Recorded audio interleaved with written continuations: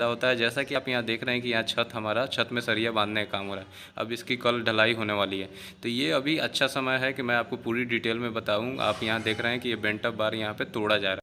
अब देखिए, चाहे आप मकान मालिक हो, इंजीनियर हो, या फिर आप मिस्त्री और ठेकेदार हो, आप ये वीडियो पूरा देखिएगा। क्योंकि होता क्या है कि बहुत जगह देखा गया है कि मिस्त्री ठेकेदार को पता होता है सरिया वाले को, लेकिन वो क्या है, मकान मालिक को अच्छे से नहीं बताते हैं। वो चाहते हैं कि उनका काम जल्दी खींच जाए, लेबर बच जाए, तो वो ऐसी गलतियां कर देते हैं। अगर वो बहुत जगह देखा जाता है कि वो क्रैंक बार यानी जो बेंटअप बार तोड़ते भी हैं, बनाते भी हैं, तो उसका जो तोड़ने का बोला जाता है कि बेंटअप बार आपको 45 डिग्री में देना है, लेकिन वो उसमें गलती कर देते हैं, तो फिर इसको देने से कोई फ़ायदा नहीं है। या फिर उसकी लंबाई जो है, लंबाई छोटा बड़ा कर देते हैं।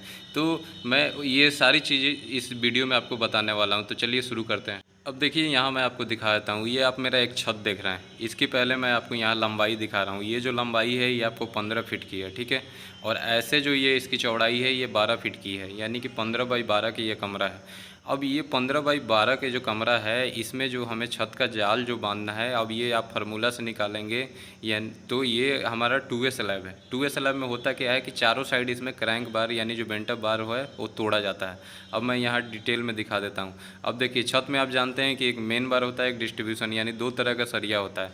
लेकिन 2A स्लैब में जो दोनों सरिया होता है, दोनों मेन बार होता है, जैसा आप देख रहे हैं। और ये बीच से सेंटर की दूरी जो इसमें है, आपको एक सरिया से दूसरे सरिया के बीच की जो बॉक्स बन रहा है, वो यहाँ पे 5 इंच का रखा गया है, और इसमें 10 mm का सरिया यूज किया गया है, ठीक है।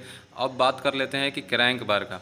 तो क्रैंक बार आप देख रहे हैं कि यहाँ पे आप पहले मैं ये बीम दिखा रहा हूँ आपको। ये मैं बताया था 12 फीट की इसकी चौड़ाई है, ठीक है। और इस वाला जो पोर्शन है ये 15 फीट की है। तो ये हमें अब क्रैंक बार इसमें देना कैसे है वो पहले मैं बता देता हूँ। अब देखिए, यहाँ पे क्या है कि 12 को आप 4 से डिवाइड कीजिए, ठीक है, तो 3 फीट आ गया। तो 3 फीट से ये देख रहे हैं यहाँ पे क्रैंक बार ये तोड़ा गया है, यानी कि बीम जो दिख रहा है आपको, जैसे यहाँ से देखिए, मैं आपको दिखा रहा हूँ। ये क्रैंक जहाँ से उठा है और आगे बीम तक ये 3 फीट है। आप यहाँ देख रहे हैं, ये क्रैंक बार यहाँ से उठा और ये बीम के ऊपर तक पूरा 3 फीट तक जाके उस पर रेस्ट कर रहा है। तो एक क्रैंक बार आप ये देखिए। फिर इसके बाद आप बीच में देख सकते हैं कि वहाँ जगह छोड़ा गया है, वहाँ टॉप एक्स्ट्रा बार दे दिया गया है। फिर उसके बाद दूसरा क्रैंक बार है। तो जो भी आपको क्रैंक बार उठाना है, ये सब एक जगह से उठेगा, ऐसा नहीं कि आगे पीछे से आपको नहीं उठाना है, ठीक है। अब दूसरा साइड क्या था कि वो हमारा 15 फीट था, तो 15 को भी आप 4 से डिवाइड कीजिए, ठीक है। तो 15 को आप 4 से डिवाइड कीजिएगा तो करीब 3.5 फीट। तो उस साइड का जो एरिया है वो आपको 3.5 फीट से क्रैंक बार उठाना है। अब देखिए, एक क्रैंक बार आपको दिख रहा है, उसके बीच में ये गैप छोड़ा गया है। आप देखिए, यहाँ पे भी गैप है। ये एक क्रैंक बार है, फिर वो दूसरा है, बीच में ये टॉप एक्स्ट्रा बार आ रहा है।